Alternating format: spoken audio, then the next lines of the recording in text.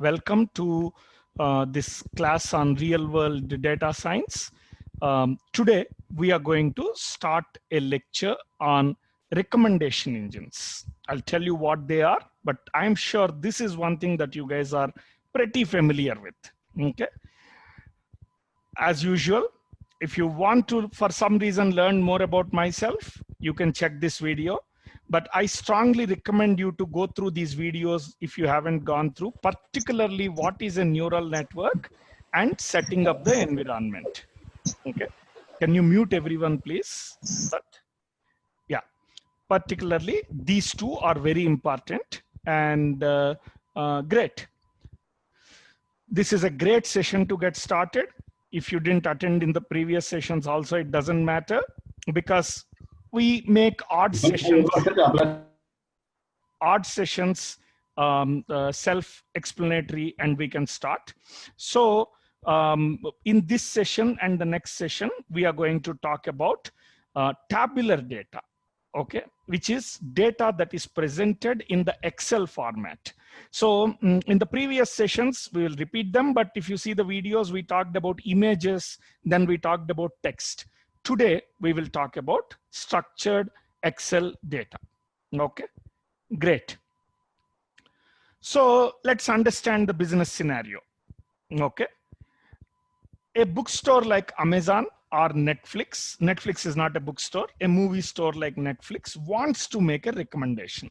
And why do they do that? Purely business, right? If a user is there and a recommendation correctly is made, if I figure out what the guy likes and make a recommendation, there is a very good chance the guy will buy that. Okay. And when the guy buys it, there's a, my top line goes up directly. I will make more sales. So in 2005, 2006, this is such an important problem that in 2005, 2006, Netflix went on public internet and said, hey, you know what? If you can, I have a recommendation engine that makes certain predictions. If you can make a better recommendation than that, 10% more accurate recommendation than that, I will give you $1 million.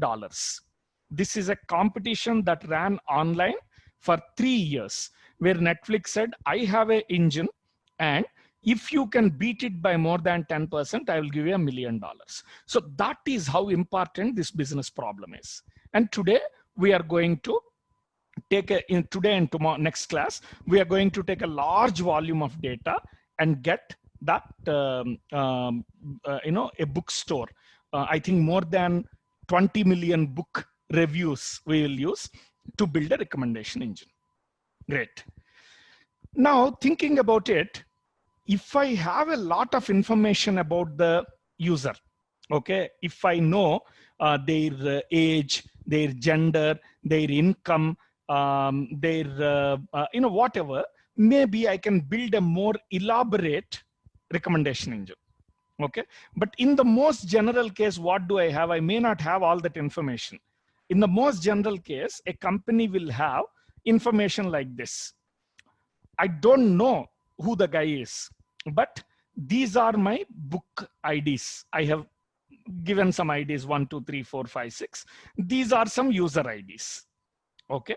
Now at every point I have, hey, you know what? This user gave this book a rating of 4. He didn't read this book, so he didn't give, or I don't know, he didn't give the rating. And this book he gave a rating of 3. This book he gave a rating of 5. Like that, each user must have given some ratings to each book.